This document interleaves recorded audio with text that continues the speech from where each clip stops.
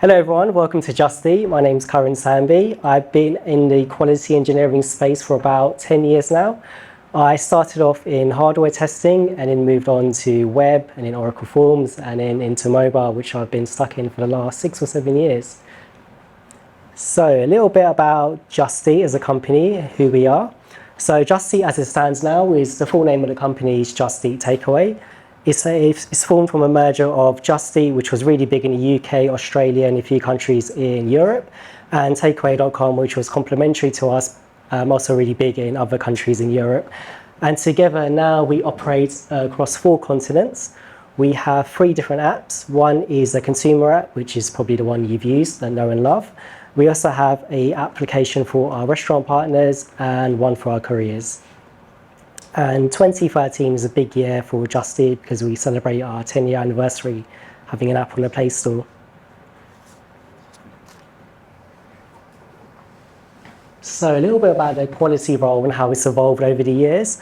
So myself personally, I've had a few title changes. I was initially called a test technician, and then that went on to be called an automation analyst, and then an automation engineer, then a mobile quality assurance test engineer, and now as it stands, a quality engineer, and I'm not sure what I'll be called in a few years' time.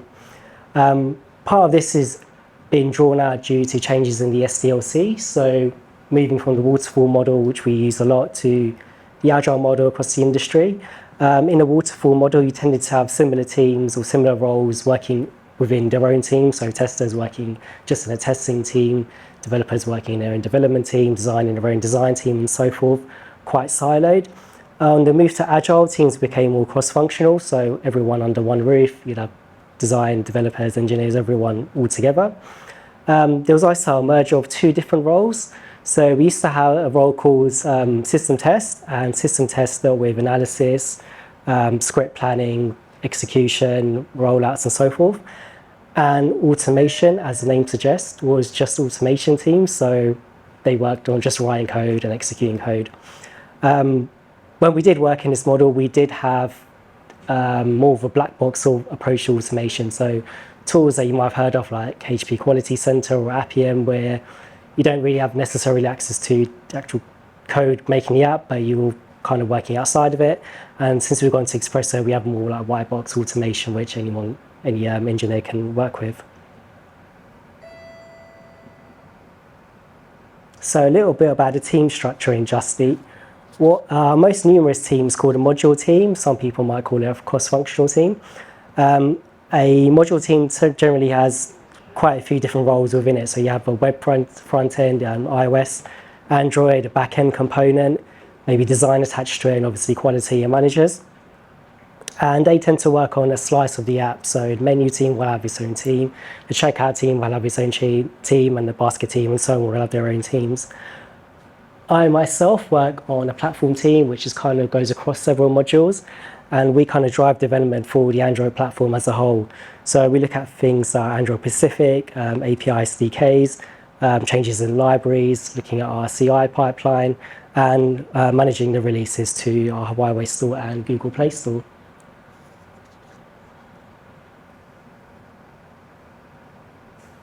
So related to the teams and the team structure, it's important that I myself, a quality engineer, do not become a bottleneck.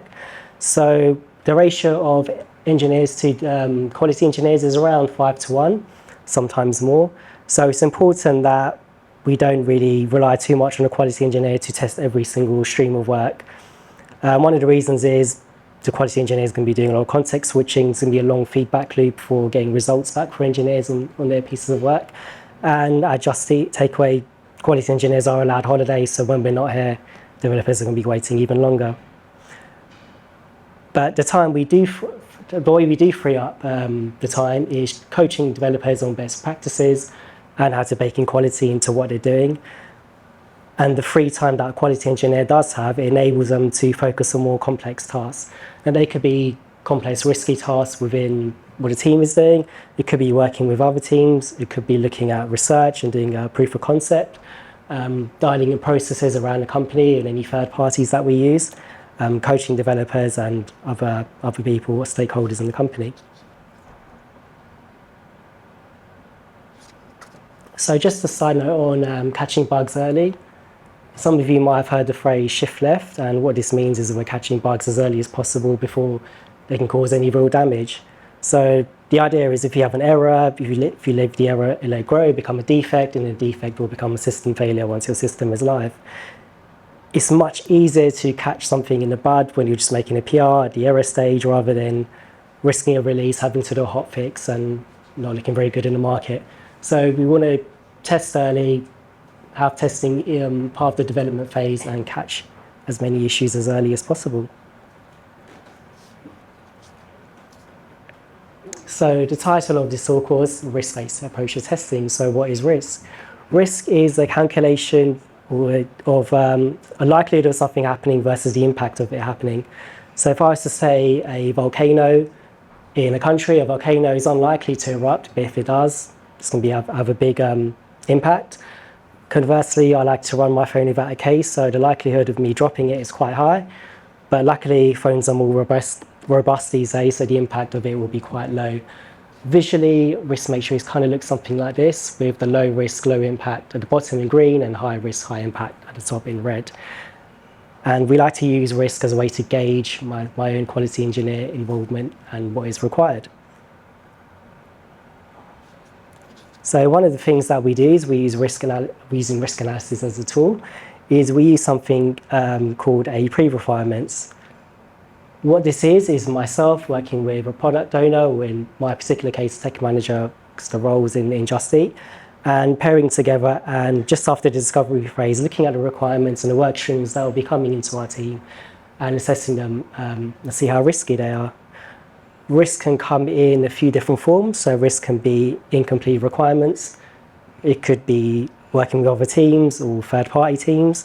It could be the time needed within our team to upskill to work on new technologies. And it could be working in particularly risky areas of the app.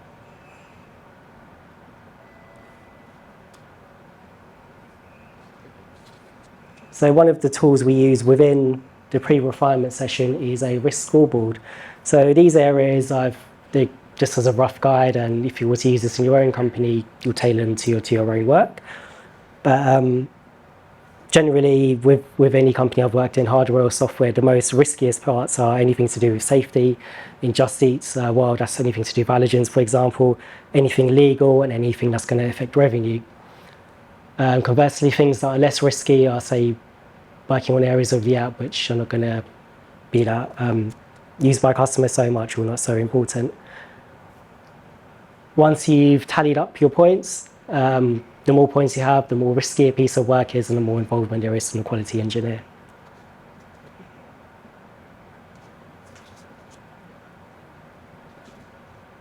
So once you have your ranking, we kind of use a low, medium, high sort of ranking for risk.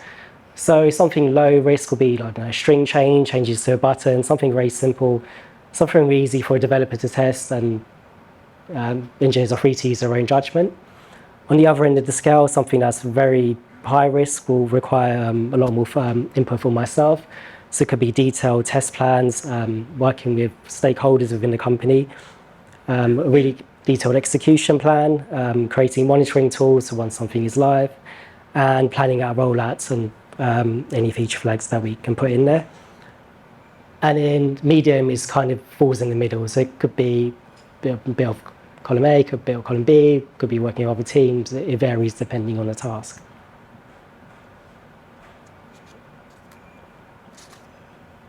So overall, what are the benefits to using this approach? The first one is quality engineers, they can use their time or put their time to more valuable tasks. Engineers are more confident in testing their work and they have less dependency on a quality engineer. Obviously, I'm always here, so they can always put their hand up. There's obviously support and documentation. Luckily, our team is quite mature, so we do have a lot of documentation and we have a history of doing this, so we're kind of in a good place. The quality process starts with the requirements. Once we get the requirements ironed out, we're less likely to have issues further down the line.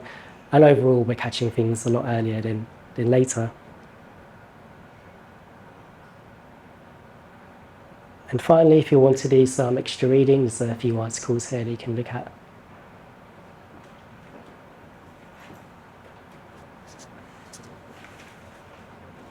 Cool. Any questions?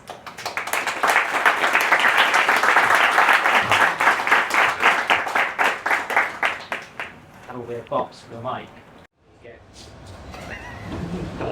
Right. So, you mentioned your risk assessment, all these great things, but where does factor in security risk? So we have our own separate InfoSec team, so we consult with them with any security issues. One of the teams that's particularly impacted by security would be like the authentication team or the payments team, so they work very closely with them. My own team personally, we don't have so much of a security overhead on what we do.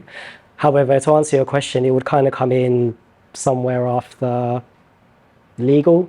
So you'd have safety, legal, probably security, then revenue. Well, isn't InfoSec a bit too late? You know, you mentioned like QA, you want to find bugs as soon as possible. It's true with security as well. You want to find security issues in your development process, not when you're throwing out defense to InfoSec. No, of course. And while if we were to look at something with a security component, we would obviously consult with them as well. Anyone a question? Sure.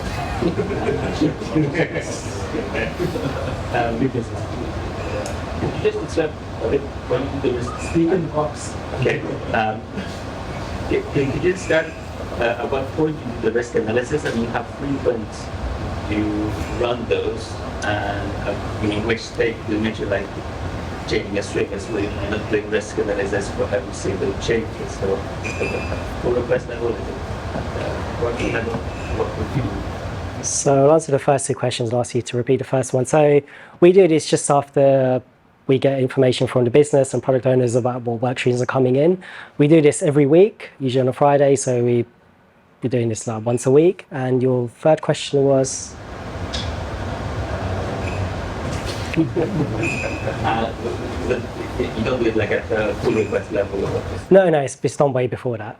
So by the time you're done with pull requests, you've already gone through the engineering cycle.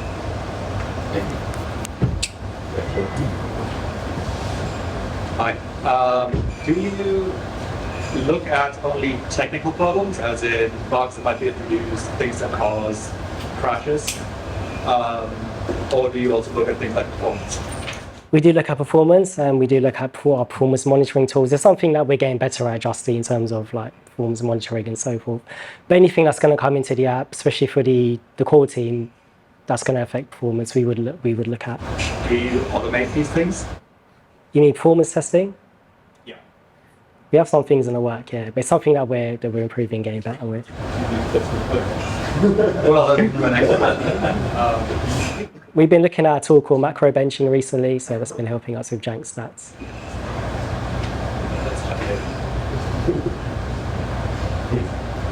So you mentioned the express briefly. Where does that fit into your sort of test workflow? You know, dev, QA, implementation, friends, you know, that kind of thing. Defense. Sure. So anything with UI elements can have a UI test to it. So UI tests are created as part of the when engineers are going through development. It could be that they do it in the same PR, which is quite a big PR. They could have two separate PRs, one for the actual feature and one for a testing component. And then these tests are run obviously on our pipeline. Do they clean up their work in terms of, you know, the grade those tests with the test suites are there responsible for running the suite and then making sure the test passes? Their tests obviously have to pass in their PIs. The testing suite is kind of a shared responsibility between QA and developers. So once they've made their new UI test, they'll obviously run in their PR and they can't merge it if the tests are failing. And once it's there, you have to. So you don't have an overarching sort of test suite that runs that might be built. Is it just them there and then? Is it maybe the module and mango it out, or is it? Yeah. We don't do it nightly, but we do it for every PR. Okay. Put a big change in the system. Yeah. It's a beast.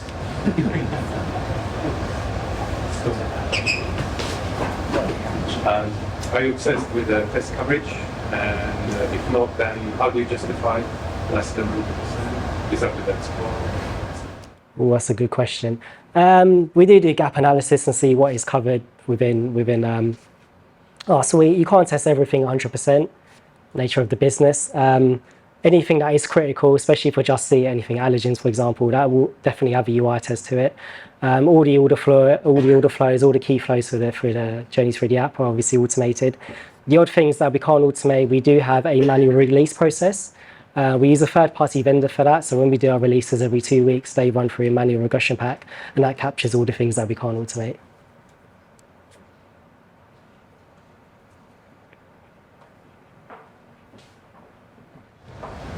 Thanks. I was wondering about the process coming in before you do any development work. But do you do anything during the development to reassess the risk? And just another question as well. Do you have any attempt to reduce the risk as part of that process? Best laid plans often go to waste. So really, really big projects, we do this routinely. And because we're doing this pre-refinements every week, when we do have changes to the scope in a project, we can reevaluate and re-look at the risks.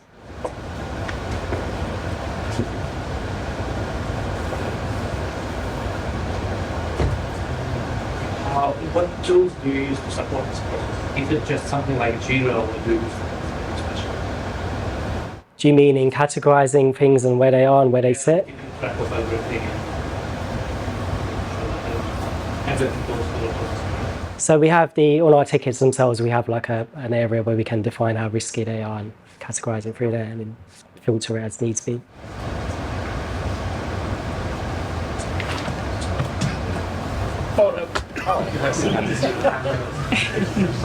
How do you do accessibility testing or even just evaluation of your product's accessibility? That's a very good question. So that comes into a few phases. Part of the manual release process that we do every 2 weeks for our release, that goes through an accessibility cycle. We have a few tools that we get for free from Google, which run accessibility checker within Gradle somehow. I forgot how we set it up. We have a separate accessibility guild which runs across the whole company, which helps us with these things and comes up with ideas. And it's always something that we're improving and learning and getting better at. One of the things that talkback and voiceover, we focus on a lot. So any UI elements has like content description and ideally can be used. But again, it's always an area for improvement. Thanks.